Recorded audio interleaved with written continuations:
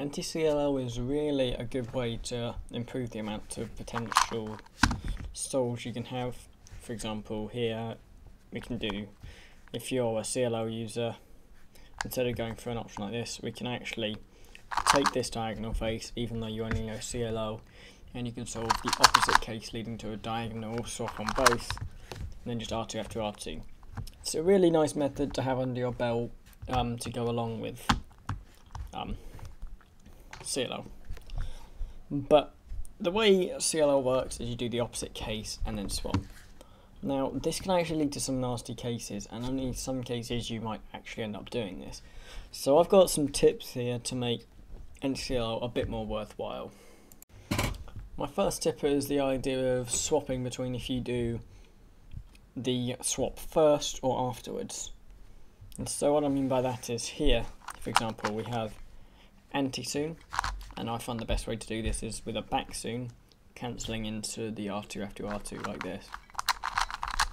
And so we do the PBL after the algorithm. However, here the opposite case is really slow, and so what I prefer to do here is R2 B2 R2. Well, no, not R2 B2 R2. R2 after R2, and it sets up to this case easily. It's probably a better way of going about it. So for this case, if you're going to do the opposite of it for anti-CLL, it makes more sense to do it afterwards because the move cancellation works nicely. However, this case, the opposite case is pretty bad, but if we just do like this, we're going to get a pretty easy T case. The next tip is to know your strategy for every single case. So an example would be when you get the case, you shouldn't have to think for a second, okay, so these two, so the opposite case is this, and now I can do it. That's not all that great. It will involve a pause longer than your CLL recognition because you're having to consider what the other one is. When instead, what we can do is,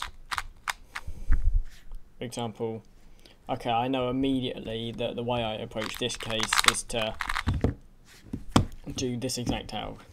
It's like just knowing full CLL but assigning them to different cases effectively. So my next idea is going to be the idea of learning EG2 algorithms to go along with this. Now I'm not expecting you to just learn full EG2, but for example this case is good for anti-CLL, it's just OLL into this. What would you do for this case? I mean, you do OLL, you get that, or you can try and do this CLL and then cancellations really aren't good. But what you can do instead is maybe an algorithm like this, which is way faster. Or this case, for example, where you could do CLL from this angle where the cancellations are okay. Or you could just do pretty easy algorithm. For this case, you'd have to do either the opposite of this, which isn't that fast, or this into this, which is also not that fast. That would be pretty bad. But the good thing about EG2 algorithms is one way or another they do swap this piece with this piece, and so you can track pieces.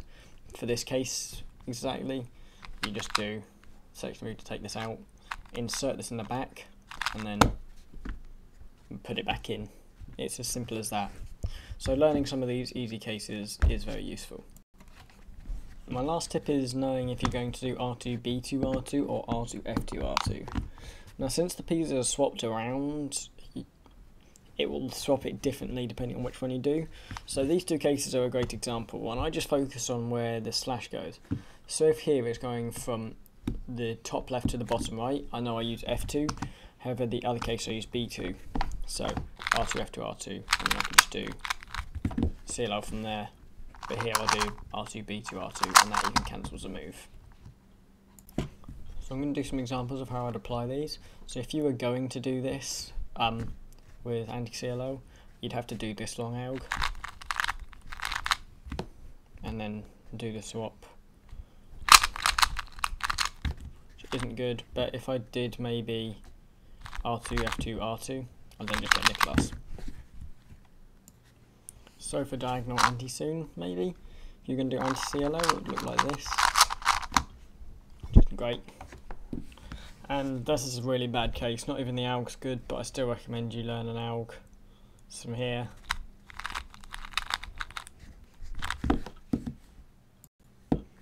it's quite an easy ALG, so I'll just say it. R2, F, U2, F2, R2, F prime, R2. This case you do R2, F2, R2 from here, and you cancel into doing this ALG. Now it's actually one of my favourite cases to do with Anti CLL because it cancels into a really nice case. This one I kind of use half Anti CLL, half ALG. It's kind of weird.